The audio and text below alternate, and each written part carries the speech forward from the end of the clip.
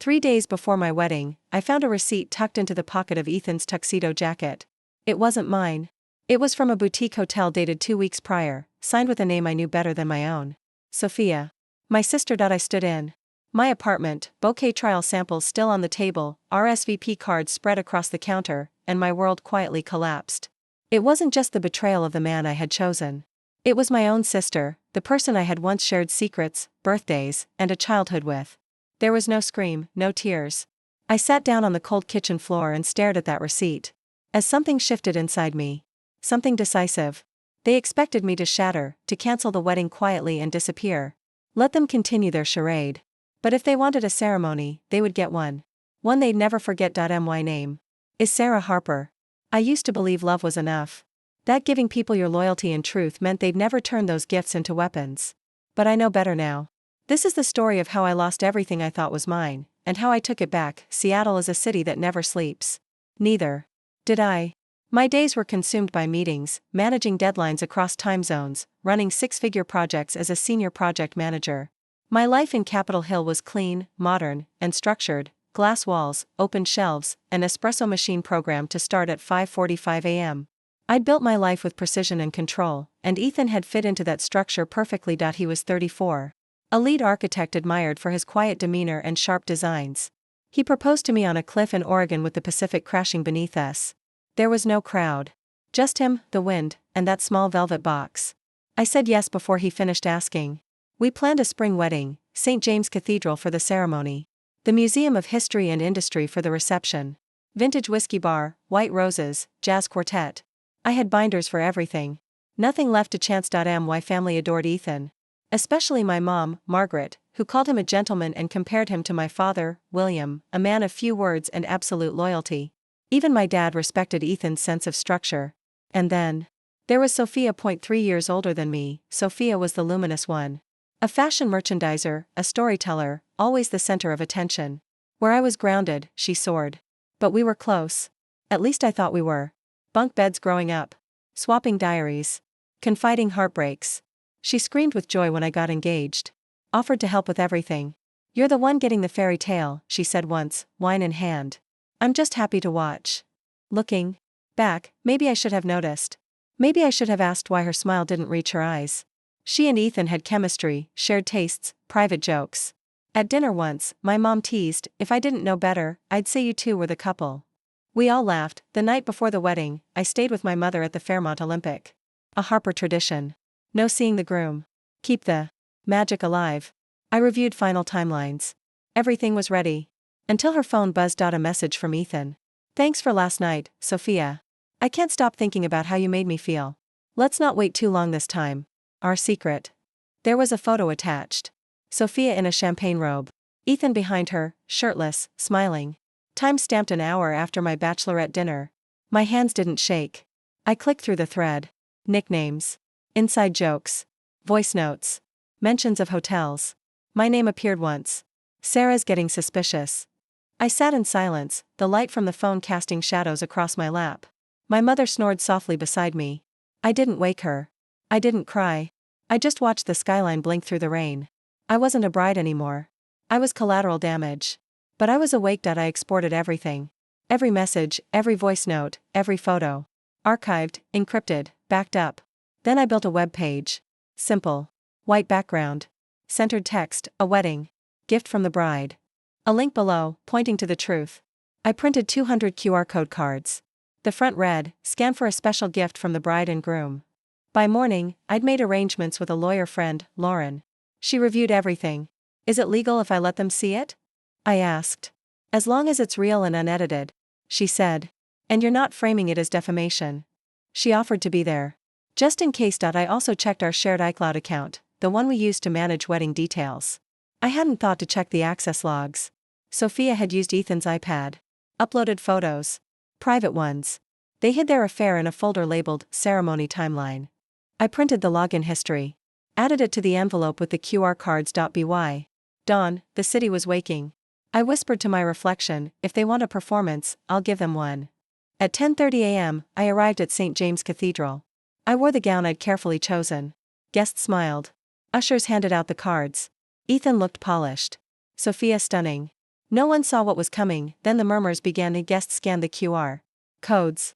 Phones lit up. Brows furrowed. One guest whispered, "Is this real?" My mother paled. She clutched her chest. Sophia laughed at something Ethan said, unaware.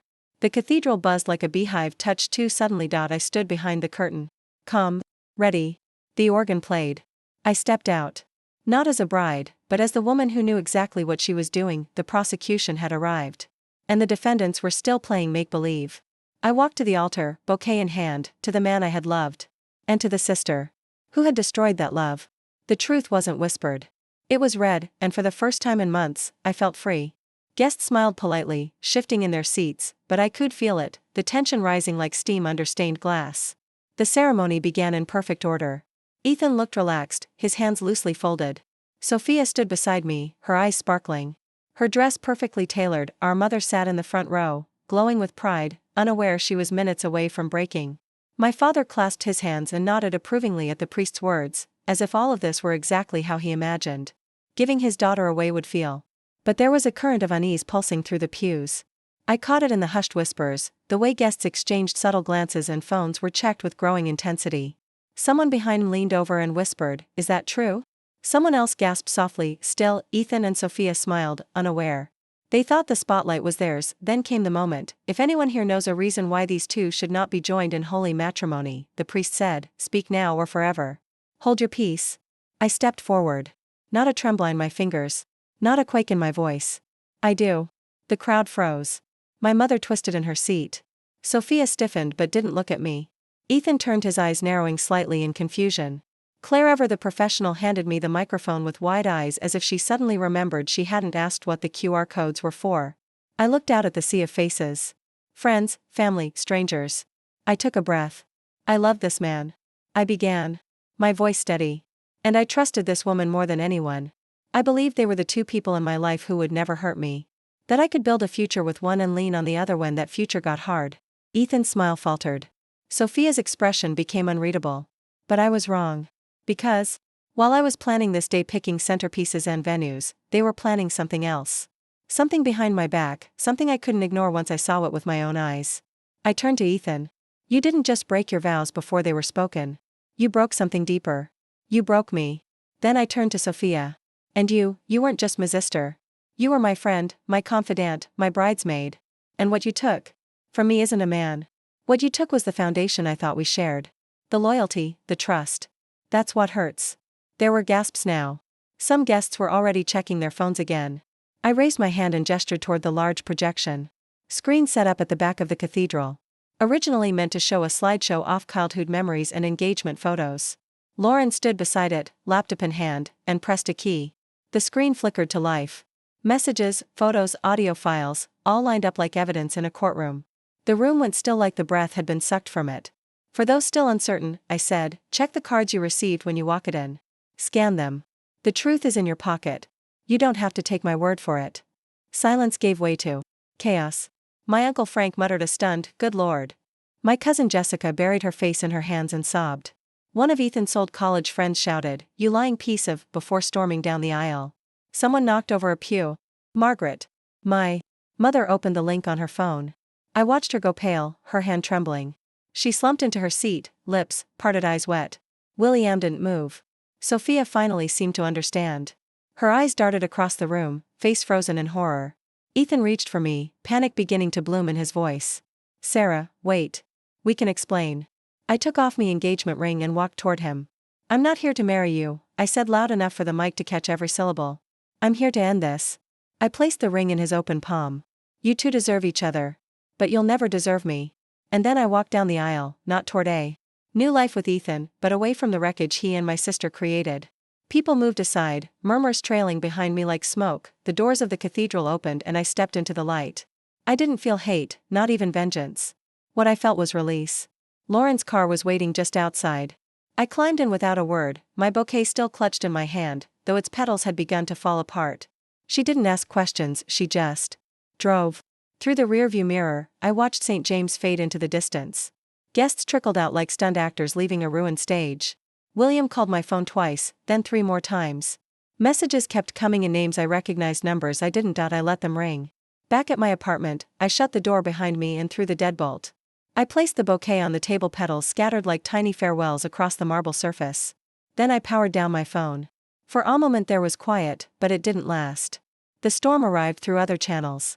A video from the wedding had already hit social media, cropped caption misinterpreted. Bride exposes cheating groom and maid of honor live, Seattle wedding turns into scandal. People reposted it with fire emojis, others speculated whether it was real. Some praised me. Others criticized the drama.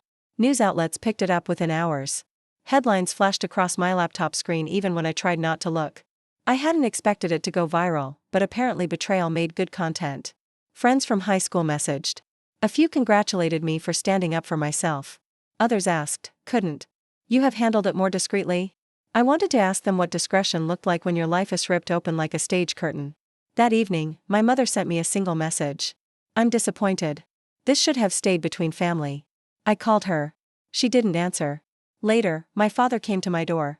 He didn't knock right away, just stood there, then finally knocked softly. When I opened it, hadn't met my eyes. He held my suitcase, the one I'd left behind. I don't know what side to be on, he said, but I brought you this. He left before I could say anything. I spent that night on the couch. No wine, no tears, just silence. Then came another knock. It was Sophia. She looked nothing like the radiant woman from the altar. Her hair was pulled into a low bun. No makeup, her eyes swollen, her robe wrapped tight around her like a shield. She stepped inside without waiting to be invited. I'm sorry, she said, voice raw. It was stupid. I was drunk. I didn't mean I cut her off. I walked to my kitchen drawer, pulled out the printed text from March. Ethan's message to her. We have to be more careful. Sarah's starting tinnitus. I handed it to her. She read it, hands trembling, and didn't argue. She just stared at the page like it was a mirror. Then she collapsed onto my floor. You don't get it, she whispered. I've hated you for years. Everyone thought you were the perfect one, the golden child. I was the mistake. She choked on the words. I didn't take him because I loved him. I took him because I thought maybe if I had something off yours, I'd matter. I didn't speak. What was there left to say? You picked the wrong man, I said finally. And you ruined your own reflection trying to shatter mine. She cried harder. But I didn't move. Eventually, she stood up, wiped her face, walked to the door. She didn't ask for forgiveness, and I didn't offer it. After she left, I shut the door behind her, locked it, turned off every light. And I sat in the dark, not crying, not screaming, just quiet, because when the pain burns through everything, all that's left is the numbness. And I had nothing left to burn. 1 week after the wedding, I still hadn't stepped outside. My phone remained off. My email inbox overflowed. The front page of every local gossip site featured my name, my photo, and a shaky clip of me standing at the altar holding a microphone like a weapon. I didn't need to open the articles to know what they said. They all loved the story. My Instagram account was hacked, flooded with comments, both venomous and mocking, before it was suspended altogether. Anonymous messages poured into my work inbox. Some calling me brave, others calling me a drama queen. By midweek, my company sent an official email asking me to take some time away for mental clarity. The HR language was polished. The intent was clear. I had lost my job. I had lost my fiancé. I had lost my sister. And slowly, I was beginning to lose the belief that anyone might stand beside me. People I had known for years quietly unfollowed me. A colleague I used to have coffee with every Wednesday sent a short message. Sophia was wrong. But maybe it didn't have to be so public. I read the words 3 times before deleting them. What she meant was clear. No one wants truth if it disrupts their comfort. It doesn't matter who was wrong. It only matters who made it uncomfortable. I wanted to scream, I didn't choose this. But what was the point? The moment you step out of line, especially as a woman, you become either hysterical or cruel. There's no space between. I spent days in my apartment, blinds half closed, barely eating. My body moved like it was made of glass, afraid to shatter. But the real cracks were inside, silent and deep. At night, the memories came back with new angles. My wedding distorted. In my dreams, Sophia wore white. Ethan stood beside her, and I was the one no one noticed. They kissed while the guests pointed and laughed. I woke soaked in sweat. One night, I opened the sliding door to the balcony just to feel cold air against my skin. My legs felt weak. I sat down on the concrete floor, eyes scanning the skyline I used to find so inspiring. Now it looked foreign, indifferent. I no longer felt like it belonged to me. Then a message appeared. It was from Ryan. Ryan had always been close to Ethan. I remembered how he'd delivered the best man toast at our engagement dinner. How he called me Ethan's anchor. I hadn't expected to hear from him again. He wrote, "I don't want to intrude, but if you ever need someone to walk with, I'm here." I didn't answer at first, but the next day, I replied. He met me at California Anderson Park with 2 coffees in hand. We sat on a bench watching kids play soccer in the distance. He didn't say much at first. Neither did I. After a while, he spoke. "I knew there was something going on between them," he said quietly. "Not at first, but I saw looks, long silences. I told Ethan to be careful." He shrugged it off. "I should have done more. Hadn't offer platitudes." He didn't excuse what happened. He just sat with me in my silence. And for the first time in days, I didn't feel like a pariah. I felt like a person. But that night, the dreams returned. This time I was in the cathedral again, but the pews were filled with strangers wearing my face, all judging me. The walls closed in. I screamed, but no sound came out. I woke up gasping. I made an appointment with a therapist the next morning. After a full evaluation, I was diagnosed with acute stress response bordering on trauma-induced anxiety. I wasn't surprised. I'd felt broken for weeks, like the grief had nested in my chest and made a permanent home there. At the end of my first session, the doctor asked gently, "If you had a chance to go back, would you choose silence instead?" I thought for a moment, then answered, "I don't regret speaking.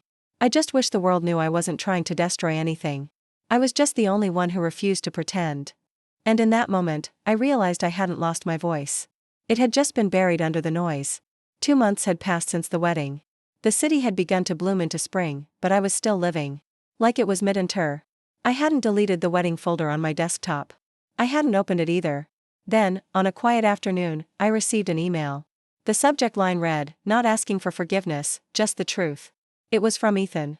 He said he had lost his job. That after everything went public, his firm let him go quietly.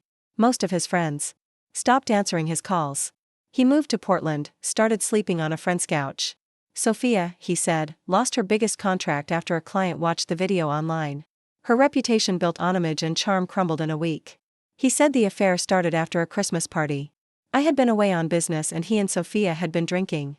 One thing led to another, and they told themselves it was a mistake, but it didn't stop.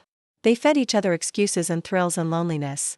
Then he wrote something I hadn't expected. "You were too good, Sarah. Too steady, too whole. I felt like I had to break something to belong. And instead of coming better, I pulled you down. You didn't deserve that. You never did." He ended with this. "You're the only one in this story who walked away with dignity. I just wanted you to know."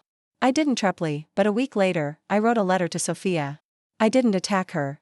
I didn't curse her name. I wrote only what I needed to say. "I hope one day you'll learn to stop hurting people to feel important. I hope you find worth that doesn't come at someone else's expense. I don't hate you, but I don't want you in my life." It was the first time I spoke to her, not as a sister, not as a victim, but as someone who had nothing left to lose. I sealed the envelope, dropped it in the mailbox, and walked away. That same week, my mother called. Her voice broke on the first word. I was wrong. There was no preamble, no defense. She said she had blamed me because it was easier than facing her own failure. Watching 2 daughters tear each other apart had shattered something inside her. I just couldn't admit that the family I built cracked from the inside. We met at Pike Place Market. I waited for her at a corner table, unsure if I could sit across from her without crying. But when she arrived, she reached across the table, took my hand, and said, "You had every right to be angry, and you were braver than I'll ever be." We sat there for nearly 2 hours, no tension, no accusations, just the slow work of rebuilding something neither of us thought possible. When I returned to my apartment that evening, the sky was lavender and gold. I opened the windows. Fresh air spilled in. I let it fill the corners of my space, clearing out everything old, everything tired. A new email was waiting in my inbox. It was a job offer from a tech firm in Denver. Senior project lead on an AI initiative. I stared at it for a long time. For the first time in months, the idea of leaving Seattle didn't feel like an escape. It felt like a step forward. Not a run, but to begin again on my own terms. 1 month after meeting my mother at Pike Place Market, I stood in my new apartment in Denver, watching the clouds sweep across the peaks of the Rocky Mountains. From the 11th floor of a building in low, I could see the sky stretch wide, bigger than anything I had let myself imagine in months. When the job offer came from the Denver office, I hesitated, not because I didn't want it, but because I wasn't sure what it meant to leave Seattle behind. Seattle had been the place where I built my career, fell in love, planned a wedding. It had also been the place where my life collapsed in front of 150 people. I didn't want to run. I wanted to choose differently. And for the first time in a long time, I wasn't staying out of fear. So, I packed up my things, what little I had left that hadn't been stained by memory, and I flew to Colorado. The project was ambitious, a new AI platform designed to support ethical decision-making in medical diagnostics. I was leading a team of 12 engineers, data scientists, researchers. They didn't know my story. They didn't whisper when I entered the room. They treated me like I was just their boss. And I was grateful for that quiet mercy. Among the team was Anna, a spirited woman with a quick laugh and an obsession with climbing. She invited me on hikes every weekend. No pressure, no explanations. One Saturday after we reached the summit of a trail outside Boulder, she looked at me and said, "You made it. Whatever happened before, you survived. Now you get to live." And I believed her. At a conference on AI ethics hosted downtown, I met Daniel. He introduced himself with a gentle smile and a question about the keynote speaker. He had eyes that didn't pry and a voice like soft gravel. We talked over lukewarm hotel coffee, then exchanged emails. What followed were quiet weekends spent walking thrift bookshops, long conversations over pho, and the occasional Sunday morning where I found myself laughing at something simple and human again. I didn't tell him everything. Not right away, but I didn't need to. He didn't ask. In mid-June, I received a letter in the mail. Real paper, blue ink, no return address. It was from Sophia. She wrote that she was in Oregon enrolled in a trauma recovery program, that she had spent months trying to make sense of what she had done. She didn't justify her choices. She didn't ask me to forgive her. Instead, she wrote, "I don't expect anything from you. I just want you to know I'm trying to become someone you wouldn't hate." She spoke of our childhood, of always feeling second best, of comparing herself to me, resenting me needing to take something to prove she could, and that in doing so, she had broken something in herself, too. I didn't cry reading the letter. I didn't scream. I folded it and placed it inside a wooden box I kept on my windowsill. I didn't respond, but I felt something shift. It wasn't relief. It was recognition. The pain I carried had finally been acknowledged.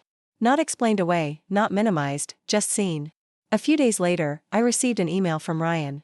"I heard you left Seattle," he wrote. "I won't ask why, but I hope it means you're finally choosing yourself." I replied simply, "Thank you for sitting beside me that day." I didn't need advice. I just needed someone not to walk away. That night, I began writing again. Not in a journal, not for friends, but for strangers. An anonymous blog I titled with no name, no photo, just words. I wrote about betrayal, about silence, about what it means to rebuild when every piece of your past feels radioactive. I didn't want to be known. I just wanted to speak. 6 months had passed since the day I left St. James Cathedral behind. I now stood at Red Rocks Park, the golden edge of summer, curling into the sky, Daniel beside me. We didn't say much. We didn't need to. The silence between us had never been awkward. It had always felt like space to breathe. We looked out across the valley. The wind wrapping gently around us. The Rockies loomed in the distance, steady and unmoved. I no longer had nightmares. I could hear Ethan's name without flinching. I could walk past a bridal shop and not feel the sting of remembering. I no longer defined myself by what I had lost. I had begun to understand what I had found in the aftermath. Clarity, resilience, and something close to peace. My mother called. Every Sunday. We took online cooking classes together, mostly Italian dishes that always turned out slightly overcooked on her end and too salty on mine. But we laughed, and that mattered more than any recipe. She had stopped being the woman who needed perfection, and I had stopped being the daughter who believed love was something earned. One morning, I woke to find that a blog post I'd written titled "To the Girl Who Thought Her Wedding Would Fix Everything" had been shared by a major women's network. My inbox flooded with anonymous messages from readers around the world. Some shared stories of betrayal. Others simply wrote, "Thank you." For the first time, I saw that the truth I'd spoken, so raw, so painful, had not only freed me, it had helped others. See, they weren't alone. I had spent months thinking revenge was the final chapter, but it wasn't. The real ending was in reclaiming my voice and using it to light a path forward, not just for myself, but for anyone stumbling in the dark behind me. As the sun dipped behind the stone ridges, I turned to Daniel. He reached for my hand. "I'm not promising forever," I said softly. "But I promise I won't hide from who I am anymore." He didn't answer with words. He didn't need to. The quiet squeeze of his hand said enough. We stood there as the sky went from fire to dusk. And I realized that beginnings don't always come after closure. Sometimes they bloom in the cracks off what's been broken. Sometimes they rise not from healing but from choosing to move, even when it still hurts. I, Sarah Harper, no longer needed a wedding to feel worthy of love. I just needed me exactly as I was to live a life worth remembering. Some stories don't end with closure, but with clarity. Sometimes healing doesn't mean forgetting. It means carrying the scar with grace.